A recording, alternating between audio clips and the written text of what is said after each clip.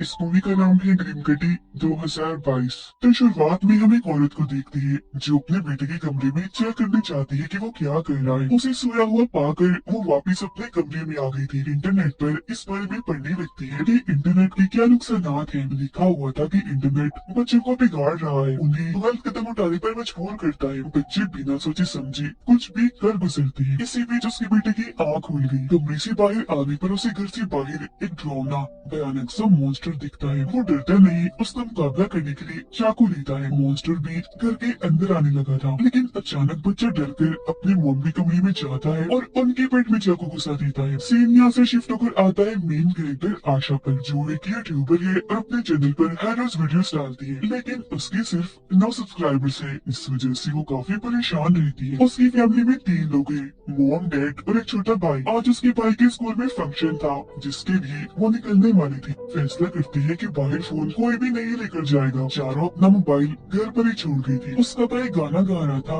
तब आशा बाहर निकलकर अपनी दोस्त के पास आ जाती है। अंदर उसके डैड को एक आदमी बताता है कि इंटरनेट पर एक मॉन्स्टर का बहुत चर्चा है कि वो बच्चों को नजर आता है और मजबूर करता है खुद को नुकसान पहुंचाने के लिए। इस चक्कर में एक बच्चे ने अपने मुंह पर ही चाकू से हमला कर दिया। आशा अपनी दोस्त के मोबाइल से देखती है कि उसके वीडियोस पर व्यूज अभी भी नहीं आ रहे। बस एक कमेंट आया है वाव का, जो उसकी क्लासमेट का ही है। आशा की दोस्त बताती है कि वो लड़की काफी अजीब है, ना जाने उसका वाव का क्या मतलब हो सकता है। आशा के डैड बाहर आते हैं, उसे मोबाइल इस्तेमाल करते हुए देखकर नाराज होते हुए समझाने लगते हैं कि बेटा, ये जो तुम्हारी उम्र है ना, ये तुम्हें दोबारा नहीं मिलनी, जिसे जाया मत करो। जिसके बाद ही फैमिली अपने घर आ जाती है। आशा की मॉम देखती है कि उसने अपनी आईडी पर टेंशन, डिप्रेशन जैसी चीजों की पोस्ट डाली हुई है। उसके डैड भी इस तरह की ये चीजों के बारे में पढ़ती है, जो देख वो परेशान हो गई। तभी आशा की मॉम डैड दोनों के पास उस मॉन्स्टर की तस्वीर आती है, जो बच्चों को गलत काम करने पर मजबूर करता है। देखने में काफी भयानक था। इस वजह से दोनों अपने बच्चों को पास बिठाकर समझाते हैं कि इंटरनेट पर आजकल एक मॉन्स्टर की बातें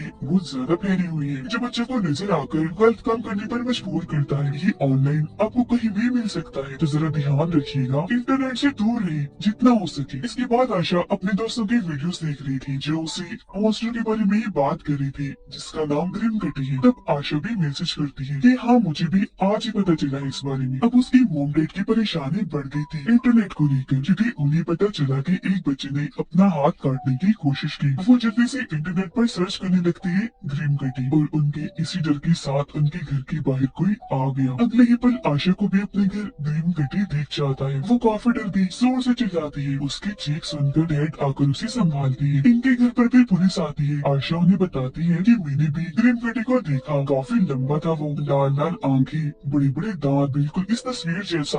वो डरावना लग रहा था। ये सुनकर ऑफिसर कहता है कि शहर में हर तरफ से मुझे इस तरह की खबरें आ रही है, और मेरा नहीं ख्याल कि मॉन्स्टर वगैरह को छू सकता है। क्या पता कोई ग्रुप तुम्हारे समेत बाकियों के साथ मजाक कर रहा हो। आशा के जाने के बाद ऑफिसर उसकी मॉम डैड को कहता है कि मेरा ख्याल है सारे बच्चे झूठ बोल रहे हैं। ग्रीन गटी के बारे में अफवाहें हैं, जो शायद बच्चों को इसलिए नजर आ रहा है क्योंकि सबने इंटरनेट को अपने जहन पर सवार कर लिया है। ये सुनकर उसके डैड गुस्से में आ गई। कमरे में जाकर आशा का लैपटॉप और मोबाइल ले लेती है। सुबह जब उसकी आँख खुलती है तो उसके मॉम डैड का कहना था कि हम कोशिश कर रही है कि कुछ ऐसा हो, हम चारों मोबाइल लैपटॉप से दूर रहे, इंटरनेट इस्तेमाल ही न करें कम से कम एक हफ्ता। वो फिर अपने बच्चों को एक सेफ बॉक्स दिखाती है, जिसमें बिजली से बनी चीजें रखी जाती है। ये देखकर आशा के भाई को ये चीज कोई गेम लगी, तो वो जल्दी से अपना मोबाइल और लैपटॉप लाकर सेफ बॉक्स में रख देता है। आशा नहीं मानती। तब उसकी मॉम समझाती है कि जब से तुम यूट्यूबर बनी हो, परेशान रहने लगी हो, जितना तुम इन चीजों से दूर रहोगी ठीक हो जाओगी। वो जवाब देती है कि मैं कोई हेलुसिनेट नहीं कर रही थी, सच में ग्रीन गटी को देखा है मैंने। हेलुसिनेट यानी जो चीज हुई भी ना हो वो नजर आई। पर उसके डैड नहीं सुनती, उसका मोबाइल छीनने लगती है। जिस बीच आशा को दोबारा ग्रीन गटी दिख जाता है। वो डर गई, चीख मार देती है, फौरन वहाँ से चली जाती है। अपने भाई के पास आकर कहती है ड्रामेबाज, मेरे सामने नाटक मत करना, मुझे पता है इंटरनेट इस्तेमाल करने के लिए तुमने इंतजाम किया होगा, निकालो अपना दूसरा लैपटॉप। उसके भाई ने सच में अपना दूसरा लैपटॉप छुपाया हुआ था, जिसमें अभी दोनों ग्रीन गटी के बारे में सर्च करने लगती है। लेकिन उनके डैड काफी चालाक निकले, वाईफाई की तारे ही निकाल देती है। सबके सोने के बाद आशा सेफ बॉक्स को खोलने की कोशिश करती है, जो लॉक था। चाकू से खोल भी लेती है, अपना मोबाइल निकाल कर चेक करती है तो उसकी क्लासमेट के 2 मैसेजेस आए हुए थे। आशा उसे वीडियो कॉल करती है, बता रही थी कि मैंने भी ग्रीन किटी को देखा, लेकिन तब तक यहाँ उसकी मॉम डैड आ गई, जिन्हें देखकर आशा अपने कमरे में भाग जाती है। उसके डैड को पता चल गया कि सेफ बॉक्स में से आशा ने अपना मोबाइल चुरा लिया है। वो उसके कमरे में जाती है, पर आशा तो मोबाइल लेकर वहाँ से बाहर आ गई थी। क्लासमेट अपने दोस्त को भी वीडियो कॉल में शामिल कर लेती है। उसका कहना था कि एक और लड़की ने खुद को काट लिया है ग्रीन किटी की वजह से। क्लासमेट बोलती है, अच्छा सुनो मेरी बात, अभी मैं जा रही हूँ, लेकिन कल छुट्टी मत करना, जरूर आना स्कूल। इसी के साथ आशा को अपने गैराज में ग्रीन किटी दिखता है। डर कर वो भागी, तब ग्रीन किटी भी उसका पीछा करने लगता है। आशा का हाथ पकड़ के वो कट मार देता है। वो भी चाकू से उस पर हमला करके दरवाजा बंद कर देती है। तभी उसकी मॉम डैड आ गई।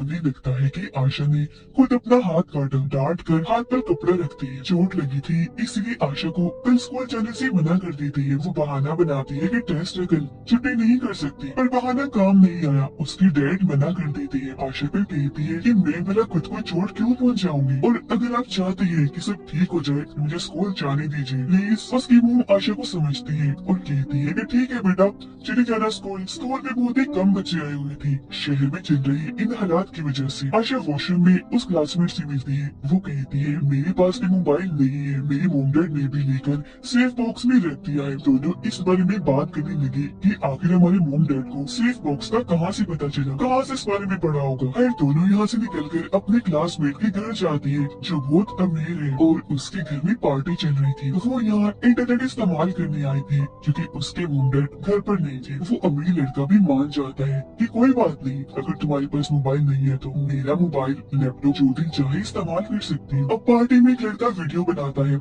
जिसमें वो चाकू लेकर एक्टिंग कर रहा था कि ग्रीन किटी ने हमें अपने कंट्रोल में कर लिया है। आशा के मॉम डैड को पता चलता है कि आज वो स्कूल नहीं आई। फिर वो दोनों उसके लैपटॉप इस्तेमाल करने लगती है। उन्हें एक औरत मेलिंडा की पोस्ट मिलती है और इसी पोस्ट के जरिए उनके मॉम डैड को सेफ बॉक्स का पता चला। वहाँ ग्रीन किटी की एक तस्वीर भी दी थी जो देखकर क्लासमेट को लगता है कि मेलिंडा ही वो औरत है जिसके बेटे ने चाकू से हमला किया था, यानी शुरुआत वाली औरत। फिर वो बोलती है, अच्छा आशा अब मुझे जाना है क्योंकि मेरी मॉम डैड इंतजार कर रही होंगी। आशा पूछती है तुम्हारा वाव का मतलब क्या था, तुम्हें मेरी वीडियोस अच्छी लगी या नहीं। क्लासमेट जवाब देती है कि हाँ अच्छी तो थी, पर जैसे तुम वीडियोस में दिखती हो वैसी नहीं हो, हमेशा परेशान रहती हूँ। आशा के मॉम डैड को इंटरनेट पर वो वीडियो मिल जाती है जिसमें सभी लोग ग्रीन किटी के कंट्रोल में आने का नाटक कर रहे थे, यानी जो अमीर लड़की के घर पर बनाई थी, जिसमें वो आशा को भी देखकर काफी हैरान रह जाते हैं। रात हो गई थी, आशा अभी तक अमीर लड़की के घर पर ही थी। वो अपने भाई को वीडियो कॉल करती है जो उसे बता रहा था कि मॉम डैड तुम्हें ढूंढ ढूंढ कर घर वापस आ गई है,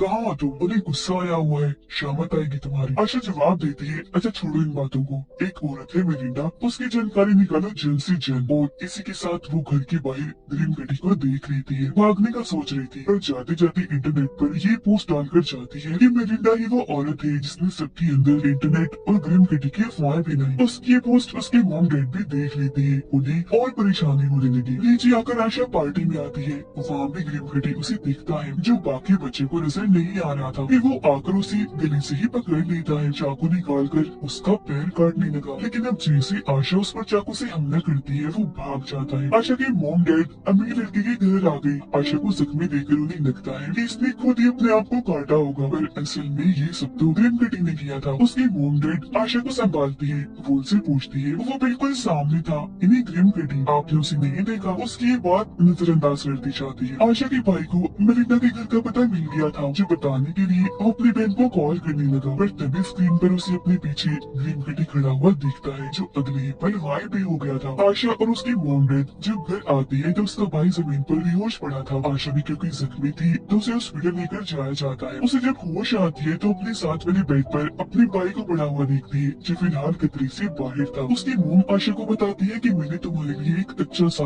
दिमाग का डॉक्टर ढूंढ लिया है, जिसके बाद वो यहाँ से चली जाती है। आशा अपने भाई का लैपटॉप चेक करती है जिसमें उसे मेलिंडा के घर का पता मिल गया था। वो फिर नॉर्मल कपड़े पहनकर बाहर आती है। उसे पता चला कि क्लासमेट भी हॉस्पिटल में दाखिल है। उससे ये मिलने जाती है जिसकी टांग पर चोट थी। क्लासमेट इसे बताती है कि मुझे भी दिखा था ग्रीन किटी, उसने मुझ पर हमला करके जख्मी किया। आशा उसे बताती है कि मुझे मेलिंडा के घर का पता मिल गया है, और इस बात का खुलासा करती है कि जब भी हमारे माँ बाप डरती है इंटरनेट के बुरे असरात की वजह से, ग्रीन किटी हमें तभी नजर आता है। आशा की मॉम देखती है कि वो यहाँ से भाग गई है, और जब वो लैपटॉप पर मेलिंडा के घर का एड्रेस देखती है तो समझ जाती है कि वो वहाँ गई होगी। आशा मेलिंडा के घर जाती है और झूठ कह देती है कि मैं एक प्रोजेक्ट पर काम कर रही हूँ, जिसलिए ही आपसे मिलने आई हूँ। मैंने आपकी पोस्ट देखी थी ग्रीन कटी के बारे में। मेलिंडा जवाब देती है, पर मैंने तो ऐसी कोई पोस्ट नहीं डाली।